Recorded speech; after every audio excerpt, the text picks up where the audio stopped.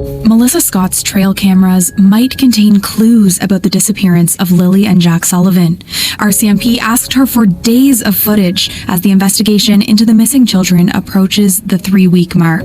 It's scary, especially not knowing what happens. We definitely keep our kids a little closer to home now. From the moment the warrant was quietly signed 7 minutes ago, the investigation into Lilly and Jack Sullivan's disappearance has irrevocably changed course. For weeks, the RCMP cast their net wide, chasing digital leads, tip lines lit up, and search teams combed the Nova Scotia woods. Today, all of it converges on one man, Darin Geddes. He wasn't the children's stepfather, nor their mother's partner. He was a cousin, a concerned family member, until cybercrime analysts uncovered encrypted recordings, phone records, and digital footprints that paint a very different picture. In this video, we'll dissect every twist, every file, every snippet of hidden audio that forced the RCMP from passive responders to active pursuers, and explain why they're hours away from a shocking arrest. Subscribe now and join our community. Drop your prayers for Lilly and Jack below so they know we're still fighting for them. It began with an anonymous tip. 5 days ago, the RCMP Cybercrime Division flagged an encrypted email bearing no name, no signature, only a trove of materials. Raw audio files, GPS pings, social media screenshots, and Melissa Scott's trail camera footage. That email lit the fuse. Investigators confirmed the footage included a midnight clip of Darin Geddes, or someone wearing his distinctive green parka, emerging from the shadows near Lansdowne Road, carrying a duffel bag. The hunting cameras, installed months before by outdoors enthusiast Melissa Scott, had never recorded anything more suspicious than deer or the occasional fox. But on that single file, date stamped 12:47 a.m. June 4th, the hunter's lens captured a silhouette that matched Gettys' build, pacing along a path well off the beaten track. Meanwhile, in the RCMP's digital forensics lab, an alert scrolled across a monitor, a partial WhatsApp backup with portions of a voice message they'd long suspected existed. It took a week of cold calls to Darin's known associates before an ex-contractor handed over a burner SIM card. On it lay a 42-second clip from an encrypted messenger Gettys believed anonymous, an admission so chilling that every senior officer who heard it went pale.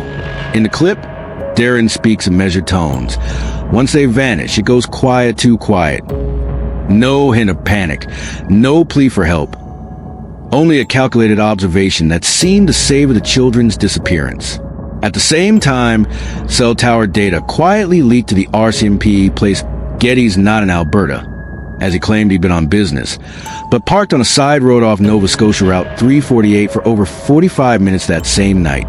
No payment record for a flight or hotel in Alberta. No receipts.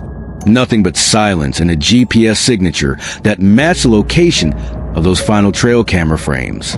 Internal memos marked highly restricted circulated yesterday among the Northeast Nova Major Crime Unit. The subject line, operational target, Gettys, indicate a review. In it, investigators noted Darin's online behavior. Provocative live streams accusing the RCMP of bungling the search. Public calls for anyone with info to come forward, even as he blocked direct messages from Lilly and Jack's family. Friends who once praised him as a grieving uncle now watch in terror that his help may have masked something far more sinister. The story deepens with a local neighbor's testimony. She came forward after seeing an unmarked RCMP vehicle stake out Gettys' home at dawn 2 days ago. She told police that in the weeks after June 3rd, she'd often spot him leaving late at night, each exit marked by him checking over his shoulder, a muddy pair of boots in hand, as if dumping evidence. Sometimes he'd carry 2 duffels. Other times, just one. One morning, she even recorded on her phone the screech of car tires pulling out his driveway at 2:11 a.m. The exact same timestamp later found in Gettys' encrypted call logs to a former RCMP contractor's private line. Yes, that voicemail exchange. 5 times over 6 weeks, that private number pinged Gettys' burner. Those voicemails, once thought wiped, were resurrected through advanced decryption by Ontario RCMP analysts. There, Gettys' voice emerged pleading, not for the children's safety, but for instructions on keeping things under wraps. I need to know how long before they start looking in the house. He's heard asking. We can't risk them finding anything. Suddenly, Investigators viewed those boot prints near the Sylvian pipeline trail, not as random signs of a lost child, but as a calculated staging ground. Gettys may have worn those boots after carrying one of the children or a heavy object along that route to plant confusion and mislead search teams into thinking the siblings had wandered off. The RCMP's K9 unit confirmed the scent ended abruptly at the well-known unofficial road, never penetrating deeper into the woods. As sources tell us, the dogs tracked human scent perfectly until it simply stopped. And the pink blanket? That single piece of evidence, the tattered doll-sized blanket found near the septic field, was confirmed by the family.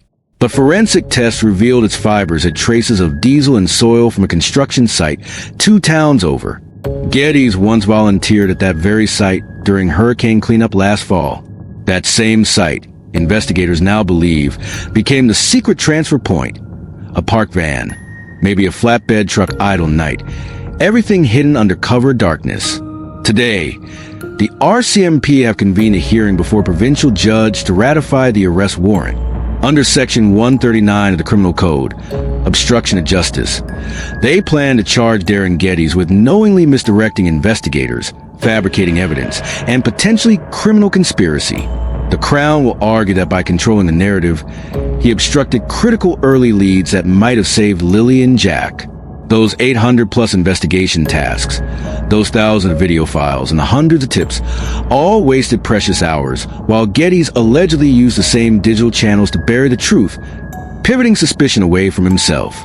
Inside sources say that once the warrant drops, Gettys will be arrested on site, his personal devices, including phones, laptops, and even the hard drives from his trail camera network, seized for analysis.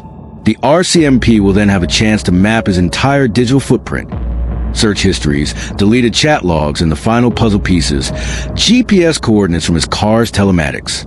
It will be the first time every thread of his public persona is unraveled under oath.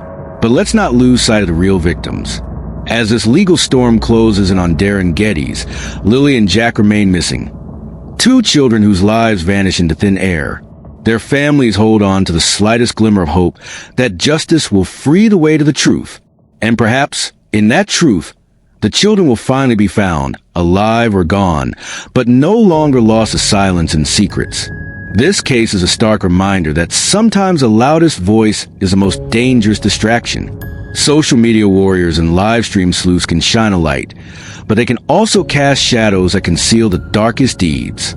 As this investigation pivots from a search for children to the pursuit of accountability, remember, every click, every share, every prayer in the comments strengthens the call for justice.